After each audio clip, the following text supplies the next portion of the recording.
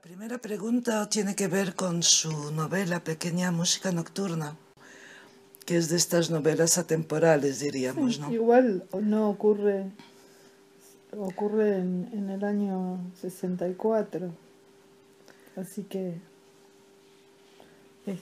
ocurre hace unos cuantos años, pero no tiene importancia el momento en que ocurre. Yo creo que te interesa mucho y tocas mucho el tema de lo que es la creación literaria, concretamente. En esta se observa de una manera muy interesante. ¿Nos podrías hablar de ese aspecto que plasmas en tu novela? Sí, o sea, yo traté de unir varias obras, incluso de distintas eh, géneros por ejemplo, quise unir la comedia del Dante, el canto quinto del infierno, o sea, la poesía, digamos, con los cuadros de una pintora surrealista que es Dorothea Tanning, que se la conoce un poco porque fue también la esposa de Max Ernst, o sea, aunque creo que cada vez se la debe conocer más. En el periodo de cuadros que trabajaba sobre un poco los sueños de la adolescencia, digamos las pesadillas de la adolescencia femenina, sobre todo en la década del 40, que es cuando pintó Eine kleine Nachtmusik, que es la pequeña música nocturna. Y entonces por ello me vino la serenata de Mozart, también para ayudarme con sus movimientos. eh, y, y lo uní todo eso también más escondidamente con las dudas que le plantea al personaje Ángeles Brantés, la, la acción que tiene que ejecutar o que ella desea ejecutar durante su actuación con la familia Ardanes en un hotel de Buenos Aires. Y bueno, la escena un poco de la ratonera de Hamlet, que es una escena de revelación, o sea, una escena donde se trata de atrapar la conciencia del rey, porque Hamlet no está seguro de que el fantasma le haya dicho la verdad acerca de su tío, eh, su tío Claudio, que aparentemente habría asesinado, según el fantasma, a su padre. Bueno, entonces hay una escena también donde Ángeles pretende atrapar la conciencia de Marcel, que es el otro personaje. Y entonces, bueno, y también hay un diario que escribe Carmencita, y que es otro de los protagonistas, que escribe de alguna manera influido por un cuaderno, que es el cuaderno amarillo de Ángeles, donde Ángeles inventa cosas con respecto al hotel La Dormidera, que es el lugar donde ella le interesa actuar o estar o conocer a la familia. Entonces, de alguna manera se trata, digamos, de, bueno, de la creación en sus múltiples formas y de las influencias, por ejemplo, porque el diario de Carmencita está influido por el cuaderno que escribe Ángeles. Y bueno, y también todo está influido a su vez por las obras de Dorothea Tanning en pintura, por la música nocturna de Mozart y por el canto quinto de la Divina Comedia, o la comedia de Dante, la parte del círculo de los lujuriosos, el segundo círculo, donde se ven las almas arrastradas por los huracanes, y está la escena en que Dante encuentra a Francesca Rimini y, como dice Borges, se siente superior a la justicia de Dios porque enjuicia con piedad, o sea que en ese momento era todo una salir, digamos, las ideas medievales, porque Dante se atreve a pensar diferente de Dios. Dios la castiga en el infierno y Dante, sin embargo, se desmaya y de piedad, porque, bueno, porque no puede soportar el castigo de Francesca y su amante, Paolo, luego de haber sido asesinada por su esposo cuando los encontró leyendo las páginas de un libro, la historia de Lanzarote, la reina Ginebra. O sea, también hay una historia un poco de cajas chinas. O sea, toda historia de cajas chinas es una historia sobre la creación. O sea, hay creación dentro de la creación. Vázquez Montalbán, que fue jurado del premio Planeta, Sí. te dijo que tu novela era una novela negra en realidad, o sea, que tenía un suspense en que nadie podía imaginar hasta el último momento cuál sería el final. Sí, le interesó cierta armadura policíaca que tiene la novela. Si bien no es una novela policial convencional, es una aparente novela erótica, pero que contiene bastantes más cosas. Hay un episodio que puede entenderse como de novela negra, pero sobre todo hay un armado de un rompecabezas, donde lo que se trata es de trabajar sobre determinados temas, como los de la apariencia, como los del límite de las cosas, de la ley y de las transgresiones. Como escritora, como inventora de historias, como creadora, ¿tú crees que a lo mejor un personaje como el de una niña, como Carmencita, que bueno, que no creo que destripe nada diciendo que escribe un diario que forma parte de la trama, se me ocurre la pregunta, o sea, ¿tú piensas que el escritor se le puede asimilar a un niño que escribe como un diario con la vida? Sí, creo que sí, porque después de todo, la creación está sobre todo en manos de los niños, de los primitivos. Eh, Creo que el niño tiene una enorme libertad. Yo siempre me acuerdo de una historia que me contaban de la hija de un profesor que yo había tenido en la universidad, que pintaba, por ejemplo, los colores de sus dibujos, bueno, diferentes. O sea, pintaba, qué sé yo, el cielo de un color imposible, los árboles también, y las maestras la regañaban un poco por esta libertad, también por la libertad que tenía ella de inventar palabras. Y bueno, la niña, sin embargo, le preguntaba, le decía por qué no podía hacer eso si Cortázar lo hacía. Eso en la escuela elemental, ¿no? Pero bueno, traigo un poco esa anécdota, un poco porque el niño después pierde esta facultad de creación y de libertad y de atreverse con cualquier cosa y bueno, de cambiar los colores del mundo y de inventarles cosas, digamos, a todo y bueno, y luego eh, como adulto se castra un poco.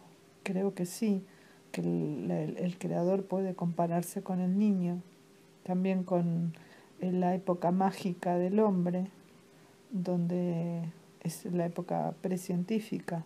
O sea, creo que los creadores mantenemos un poco el fuego sagrado de esa magia que bueno, que tenía el mundo antes de que lo que importaba fuera la ciencia o la tecnología.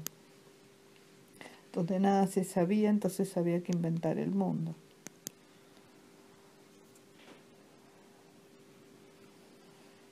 Y bueno, y por ejemplo, este, pienso que el arte es una de las más antiguas actividades del hombre, ya desde de las cuevas de Altamira, donde el deseo se dibujaba, ¿no? En la casa del bisonte, como el de atrapar el deseo a través del arte. Bueno, Homero cantaba las hazañas de los héroes y de los dioses, y bueno, y era esta manera de ver el mundo o de inventarle historias o de verlo de una manera mágica, porque precisamente la única manera de explicar las cosas era a través de la narración y de los mitos. Su novela se prohibió en Chile. Así me dijeron. Sí, y supuestamente se puede entender porque digamos que en tu novela hay como un carácter perverso que se ve en los niños. Sí, ¿O bueno, por qué piensas que se no censuró? sé, pienso que la novela no tiene ningún problema en contar eh, las perturbaciones o las complejidades en el carácter de cualquier persona, sean niños o adultos, y bueno, considerando que hay una libertad esencial en estas personas, por ejemplo en los niños, también en su comportamiento. Bueno, yo supongo que todo lo que perturba el orden establecido, bueno, no se mira con mucha simpatía. Yo creo que en general eh, a veces no es exactamente la temática que uno usa, sino las libertades que se toma para contar las cosas, lo que perturba en general los sensores. Pero a mi modo de ver, toda censura al arte es una cosa, yo diría que es muy insana con respecto a la libertad que tiene que haber en la creación, porque si vamos a estar limitándonos, que esto sí, de este tema se habla, de este no se habla, no sé, pienso en el pobre Freud, cuando escribió sobre la sexualidad de los niños, con razón o sin ella, pero en su momento lo que molestó es que, bueno, se trabajara de la sexualidad infantil, ¿no? Se permitiera pensar que los niños podían tener fantasías sexuales o lo que fuera. Hablábamos antes de ese mundo, digamos, más próximo del niño, el mundo mágico de la literatura, ¿no? De la creación. Mm. Y, y sin embargo, eso no significa para nada que el artista, que el creador sea un ingenuo. Ah, no, no, no es la ingenuidad. Es lo mismo que cuando se habla de la locura del artista. Se habla de la ingenuidad y de la locura del artista, de lo primario y casi hasta de la perversidad del artista.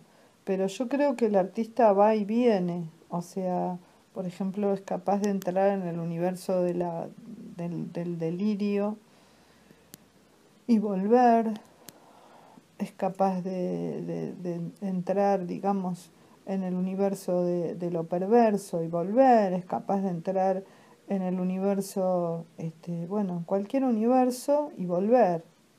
O sea, es capaz de explorar la mente del niño, lo que tiene de niño, o lo que tenemos todos de niños, de criminales, de santos, de seres brutales, de seres magníficos. Y bueno, y trabajar un poco sobre todo lo que encuentra, pero sin ningún escrúpulo, sin decir esto no, porque de esto no se habla. Pero yo creo que la ingenuidad es unir a un lugar sin retorno, lo mismo como podría ser el delirio. Me voy a un lugar sin retorno o me tiene que ayudar un médico para que retorne. Mientras que el escritor, bueno, entra y sale por zonas peligrosas, porque bueno, también lo ingenuo también se puede acercar a lo alucinatorio o al sueño. Bueno, en general, en esta obra yo trabajé un poco un poco maravillada de lo que significó en su momento el surrealismo. que se atrevió a abrir las puertas del sueño, que se atrevió a unir cosas que no tenían entre sí unión. No soy surrealista, por supuesto, sería algo un poco pasado de tiempo estar en el 2015 con las revoluciones de André Breton, pero sí considero que el surrealismo y su lugar precisamente que fue Francia, bueno, sigue marcando para el arte cosas que no se pueden soslayar. Y por otra parte, lo que sí quiero incidir es en el estilo, bueno, en tu estilo en general, que es muy poético. Entonces me gustaría que nos hablaras un poquito de la importancia que le das a la poesía. Sí, yo considero que la poesía es la base de cualquier literatura, o sea, si la literatura no está cerca de la poesía, bueno, ya se transforman simplemente en un divertimento. Es decir, a mí me interesa la narrativa e incluso el ensayo, cuando está cerca de la poesía. Esto no quiere decir que haya que usar 50 metáforas para poder trabajar en lo poético. Si lo poético es algo mucho más complejo que el hecho de utilizar figuras retóricas. Se pueden no utilizar figuras retóricas, pero estar trabajando con el lenguaje. Este trabajo con el lenguaje, esta búsqueda, esta elección de palabras, incluso de silencios, de no palabras, de huecos. Yo en Pequeña Música Nocturna utilizo mucho lo muy breve, la oración breve y luego el punto y aparte, que eso sería silencio. Con todo el matiz de sugerencia que esto trae. Bueno, esto sería recursos en sí poéticos, la repetición, o sea, no solamente el uso de el hecho que uno tenga que usar todo el tiempo imágenes retóricas o metáforas o sinestesias. Bueno, a mí me parece que darle a la literatura importancia al lenguaje o a la forma sería darle un lugar en la poesía. Es más, yo creo que en rigor los géneros literarios ya son una cosa pasada de moda, ya decir esto es novela, esto es cuento, esto es ensayo, esto es poesía. A mí me parece que todo es poesía. Los géneros literarios, ¿no? Existe el ensayo académico, el ensayo científico, bueno, ya está fuera de la literatura. Y por último, ya que estás en España y te vas a quedar un mes, me parece, ¿qué podrías decir pues a los españoles para que te conozcan y para que les entren ganas de leerte y de conocerte? Bueno, sobre todo les diría que, que no tengan mucho miedo del modo que hablamos los argentinos con el vos y todo eso, porque bueno, más allá de los modismos y las formas que alejan a veces a los distintos pueblos que hablan el castellano, no sé, no es el mismo castellano que se habla en Colombia, México, en España, en Argentina o en Chile. Pero bueno, estamos hermanados por el mismo idioma y tenemos muchas cosas que decirnos y creo que la cultura española tiene mucho para enseñar y para enriquecer a la cultura argentina y bueno, y también la cultura argentina o latinoamericana tiene cosas que decirle a la española, o sea, creo que el intercambio entre culturas siempre es muy valioso. Pues muchas gracias. Gracias a vos. Un placer.